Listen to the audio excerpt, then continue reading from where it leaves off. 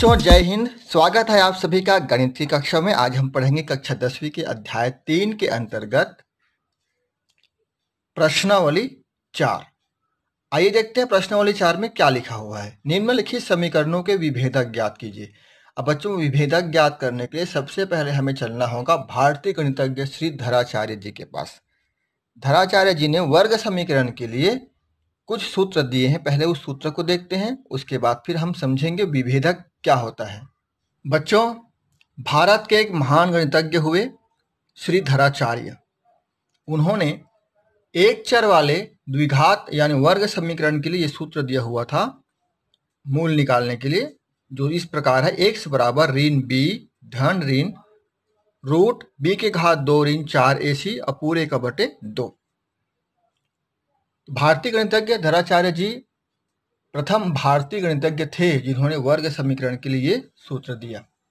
750 ईस्वी के आसपास उत्तर से दक्षिण और पूरब से पश्चिम तक भारतीय गणितज्ञ धराचार्य जी का बहुत मान सम्मान था और ऐसे गणितज्ञ हमारे देश में हुए, इसलिए हम सभी धन्य हैं।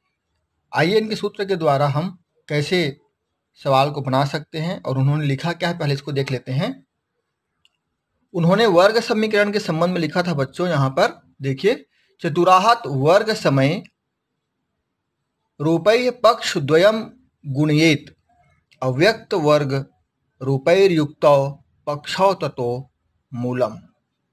उन्होंने ये सूत्र दिया था। इसी का वो एक रूप है जिसको अभी आपके सामने प्रस्तुत किया गया। अब देखिए, धराचार्य जी का सूत्र ये है और इसी में यदि हम इतने को अलग कर लें,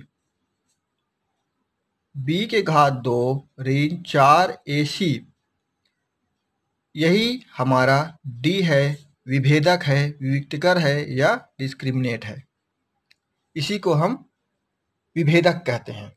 तो विभेदक का सूत्र क्या हुआ? अब d बराबर b के घात 2 ऋण 4ac। इसको विभेदक इसलिए कहते हैं क्योंकि यदि इसका मान शून्य हो जाए यहाँ पर तो ये मान समान आता है, x का मान समान आता है।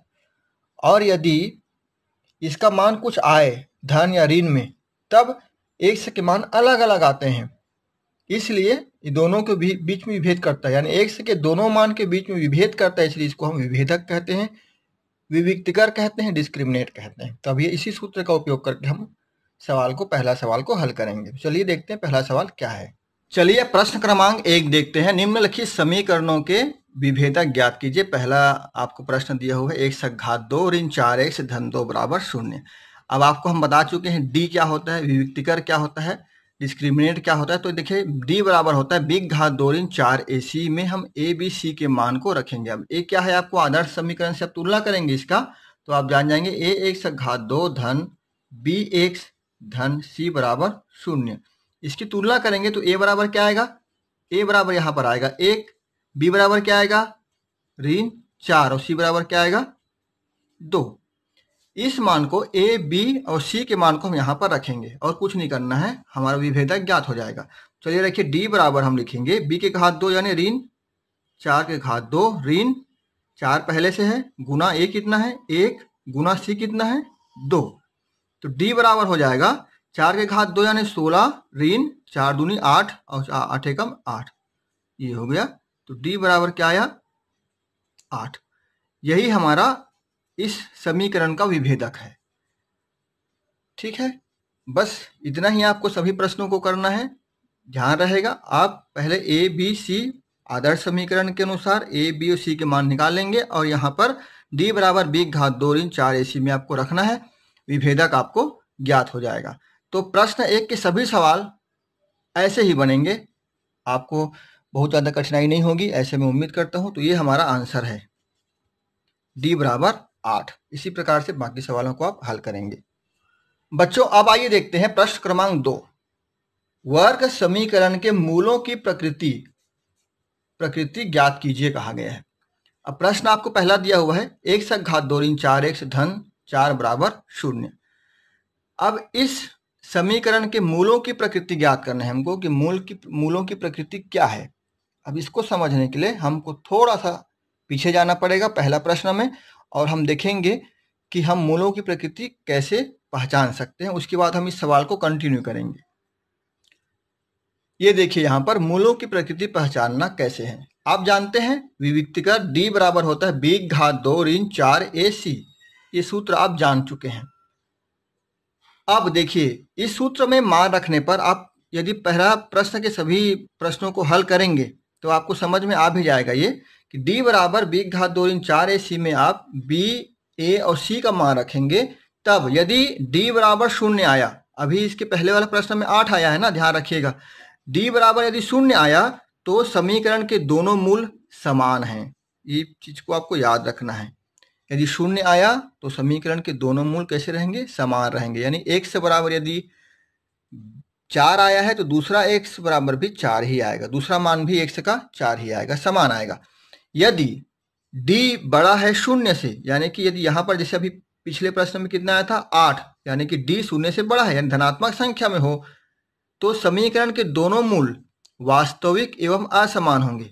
वास्तविक भी होंगे और असमान होंगे, यानी एक 8 आया है तो एक और कुछ आएगा, अलग अलग मान आएगा। लेकिन यदि d छोटा है 0, यानी ऋणात्मक संख्या में मान आए, ऋण 4, ऋण 5, ऋण 6, ऋण 7, ऋण 8 जो भी आए, ऋणात्मक में मान आए तो समीकरण के दोनों मूल काल्पनिक होंगे और असमान होंगे।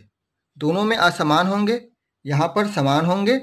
यहाँ पर वास्तविक होगा धन में आए तो, और ऋण में आए तो काल्पनिक। काल्पनिक इसलिए कहा गया है बच्चों कि यदि किसी की उम्र है, हम किसी की उम्र के बारे में बात कर रहे हैं और उत्तर ऋण में आ गया तो किसी की उम्र तो ऋण में आएगा नहीं, है ना, इसीलिए वो काल्पनिक है। लेकिन वास्तविक में यदि धन 15 में आता है मान लो उत्तर, तो वो तो वास्तविक उम्र है। लेकिन ऋण 15 में उत्तर आ गया तो ये तो काल्पनिक ही कहा जाएगा, इसलिए हम इसको छोड़ेंगे और धन वाले में आगे जाएंगे। तो ये तीनों चीज आपको यहीं से विविक्तिकर से मिलेगा, डिस्क्रिमिनेट से मिलेगा, विभेदक भी कहते हैं इसको, यहीं से मिलेगा। यहाँ से हम हल करेंगे तो यदि हम 0 आया तो हम कहेंगे दोनों मूल समान हैं समीकरण के। यदि d बड़ा आया 0 से, यानी कि 1, 2, 3, 4, 5, 6, 7, 8 अनंत तक कोई भी संख्या आती है यहाँ पर धनात्मक में, तो दोनों मूल वास्तविक और असमान होंगे। और तीसरा यदि ऋणात्मक में आता है उत्तर तो समीकरण के दोनों मूल काल्पनिक एवं असमान होंगे। इतना आपको याद रखना है। तो प्रश्न क्रमांक 2 हमसे बनेगा। बच्चों अब मूलों की प्रकृति आपको समझ में आ गई हो तो हम आगे बढ़ते हैं। यहाँ पर देखिए, चलिए पहले तो हम आदर्श समीकरण a⁴ धन bx धन c से तुलना कर लेंगे इसकी हम, है ना। तो इसमें क्या आएगा? a बराबर क्या आएगा 1, b बराबर क्या आएगा ऋण 4 और c बराबर क्या आएगा 4। अब यहाँ पर हम d बराबर निकालें पहले। d बराबर हो जाएगा b⁴ ऋण 4 ac। अब इसे मान रखते हैं। चलिए d बराबर क्या हो जाएगा ऋण 4⁴ ऋण 4 गुना 1 गुना 4। अब देखिए हल्की 4 चौक क्या हो गया 16, ऋण 4 चौक 16, उत्तर क्या आया 0। d बराबर उत्तर क्या आया 0। अब हमको मूलों की प्रकृति ज्ञात करना है यहाँ पर।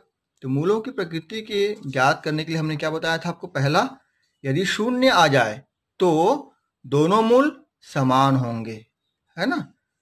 तो यहाँ पर हम लिखेंगे अतः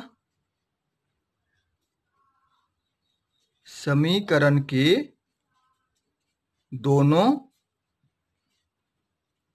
मूल समान हैं। 0 आ गया ना उत्तर, इसलिए हम लिखेंगे समीकरण के दोनों मूल समान हैं। अब इसके पहले वाले प्रश्न में 8 आया था, तब हम क्या लिखेंगे? चूंकि d बड़ा है 0 धनात्मक, तो समीकरण के दोनों मूल वास्तविक एवं असमान होंगे, ऐसा हम लिखेंगे। ऋणात्मक में आएगा तब हम तीसरा वाला लिखेंगे, ऋणात्मक में आने पर हम इसको लिखेंगे। तो इसको ध्यान रखिएगा और बाकी सवालों को आप हल कीजिएगा प्रश्न क्रमांक 2 के। बच्चों आइए अब देखते हैं प्रश्न क्रमांक 3। इसमें लिखा हुआ k का मान ज्ञात कीजिए जबकि दिए गए समीकरण के मूल वास्तविक व समान हो। ये कब होता है? जब d का मान 0 आता है तब होता है। तो सबसे पहले हम d बराबर निकालेंगे। इसको हम आदर्श समीकरण a⁴ धन bx धन c बराबर 0 से तुलना करेंगे तो a बराबर आएगा k। देखिए a बराबर क्या है k, b बराबर क्या है ऋण 5 और c बराबर क्या है k। अब हम इसका विविक्तकर ज्ञात करते हैं, यानी कि विभेदक ज्ञात करेंगे। तो d बराबर क्या हो जाएगा, इसलिए d बराबर होगा b की घात 2 ऋण 4ac। इसमें मान रखिए b की घात 2 कितना हो जाएगा, b की घात 2 यानी k की घात 2 ऋण 4 गुना a कितना है k, b की घात 2 ने 5 की घात 2 लिखेंगे, मैं क्षमा चाहूंगा यहाँ पर 5 की घात ऋण 5 की घात 2 a गुना c कितना है, ये भी k है, a भी k है और c भी k है। तो ये क्या हो जाएगा, 5 की घात 2 यानी 25 ऋण 5 है, उसके घात 2 यानी 25 ऋण 4 k की घात 2, k गुना k की घात 2, ये आ गया। अब ये कहता है अब प्रश्नानुसार वास्तविक व समान हो, यानी कि d का मान 0 हो, तो हम यहाँ पर लिखेंगे क्यों d बराबर 0, क्यों वास्तविक व समान है, वास्तविक व समान है। इस कंडीशन में d बराबर 0 रखेंगे हम। 0 कहाँ से आया, फिर से बताऊं एक बार आपको, d का मान 0 इसलिए रखें क्योंकि प्रश्न में लिखा हुआ है कि मूल वास्तविक व समान है। वास्तविक व समान तभी होता है जब d का मान 0 होता है, तो d बराबर 0 रख दिया हमने। अब इसको एक बार इस तरह से लिख लेते हैं, 25 ऋण 4 के घात 2 बराबर 0। अब d को इस तरफ लिखे, इस तरफ लिखे, मतलब एक ही है। अब हम इसको पक्षांतर कर लेते हैं बच्चों यहाँ पर, तो ये हो जाएगा 4 के घात 2 बराबर 25, दोनों ओर ऋण रहेगा, ऋण 4 के की घात 2 बराबर 25 को इधर ले आया तो ऋण 25 होकर दोनों तरफ ऋण है तो धन हो जाएगा, कट जाएगा वो, ये बराबर हम इसको लिख सकते हैं 4 के घात 2 बराबर 25। या फिर बच्चों हम इसको लिख सकते हैं 2 के पूरे घात 2 बराबर 5 के घात 2। कैसे, 2 के घात 2, 4 को 2 के घात 2 के रूप में लिख सकते हैं, और पूरे घात ऐसे 2, तो इस प्रकार से हम लिखेंगे 2 के बराबर 5, 2 के बराबर 5, या के बराबर हम लिखेंगे 5/2। इस प्रकार से, चूंकि यहाँ पर वर्ग है, वर्ग को हटाएंगे, दोनों में धन और ऋण भी लगा सकते हैं, यहाँ पर भी हम धन ऋण लिख सकते हैं क्योंकि वर्ग है ना, तो ऋण 5 के वर्ग भी 25 होता है और धन 5 के वर्ग भी 25 होता है, इसलिए हम यहाँ पर धन ऋण लिख सकते हैं। तो हमारा उत्तर आया के बराबर क्या आया, उत्तर धन ऋण 5/2। इस प्रकार से आपको बाकी सवालों को भी हल करना है प्रश्न क्रमांक 3 के। तो ये हमारा उत्तर है। बढ़ते हैं आगे प्रश्न की ओर। आइए अब देखते हैं प्रश्न क्रमांक 4, वर्ग समीकरण को सूत्र की सहायता से हल कीजिए कहा गया है। दूसरा सवाल दिया हुआ है आपको 6x घात 2 धन x ऋण 2 बराबर 0। इस समीकरण की तुलना आदर्श समीकरण से हम करेंगे तो यहाँ पर a बराबर क्या प्राप्त होगा, यहाँ पर a बराबर क्या है 6, b बराबर क्या है 1, यहाँ कुछ नहीं मतलब 1, और c बराबर क्या है ऋण 2। ये देखिए, अब चलिए इसी को हम सूत्र में मान रख देते हैं। x बराबर हो जाएगा कितना आया, b बराबर 1, तो यहाँ पर हो जाएगा 1, ऋण है इसलिए ऋण लगेगा, यहाँ पर धन ऋण है, धन ऋण 1 के घात 2, b बराबर 1 रखे, ऋण 4, a कितना है 6, b कितना है ऋण 2, पूरे का बटे 2a, 2a मतलब 6, 2 गुना 6। चलिए इसको आगे हल करते हैं। x बराबर होगा ऋण धन ऋण, यहाँ पर 1 के घात 2 मतलब 1, ऋण देखिए यहाँ पर गुना कीजिए, 4 6 का 24, 24 दूनी 48, यहाँ पर भी ऋण है यहाँ पर भी ऋण है इसलिए यहाँ पर धन हो जाएगा, ये हो जाएगा 48 बटे 2 दूनी 6, 2 6 का 12, ये आ गया। यहाँ तक क्लियर है। चलिए आगे हल करते हैं इसको। x बराबर ये हो जाएगा ऋण 1 धन ऋण, जोड़िए 1 और 48 को 49 बटे 12। आगे हल करते हैं इसको। x बराबर हो जाएगा ये ऋण 1 धन ऋण 49 क्या होगा, वर्गमूल 7/12। अब बच्चों यहां से ये जो आंसर आया है, यहां से हम इसको दो तरीके से हल करेंगे। एक ये धन चिन्ह को लेकर करेंगे और दूसरा ऋण चिन्ह को लेकर करेंगे। तो धन चिन्ह लेने पर उत्तर क्या आएगा, अलग आएगा, और ऋण चिन्ह लेने पर उत्तर अलग आएगा। तो ये एक से के हमको दो मूल प्राप्त होंगे, या धन चिन्ह लेने पर और एक ऋण चिन्ह लेने पर दो मान हमको मिलेंगे। तो चलिए उसको हम अलग अलग करके हल कर लेते हैं। धन चिन्ह लेने पर क्या हो जाएगा, ऋण 1 धन 7/12। ये 1 से बराबर धन लिए हैं तो 7 में 1 घटाइए 6/12। फिर आगे हल करते हैं। 1 से बराबर क्या होगा, 6 कम 6 6 दूनी 12 यानी 1/2। तो 1 से का पहला मान है 6/12 या 1/2। अब चलिए ऋण चिन्ह लेके देखते हैं। 1 से बराबर ऋण 1 ऋण 7/12। तो ये हो जाएगा 1 से बराबर ऋण और ऋण जुड़ेगा तो ऋण 8/12। ये हो जाएगा 1 से बराबर 8 से तो भाग जाएगा नहीं, 4 से भाग जाएगा। 4 दूनी 8 4 तिया 12, 4 दूनी 8 4 तिया 12, ऋण है पहले से इसलिए ऋण।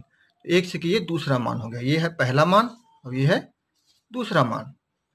इसी प्रकार से आपको बाकी के सवालों को भी हल करना है। तो उम्मीद करते हैं कि ये जो प्रश्नावली के सवाल हैं आपसे सभी बन जाएगा। हम मिलेंगे अगले प्रश्नावली में, तब तक के लिए आप सभी को जय हिंद, नमस्कार।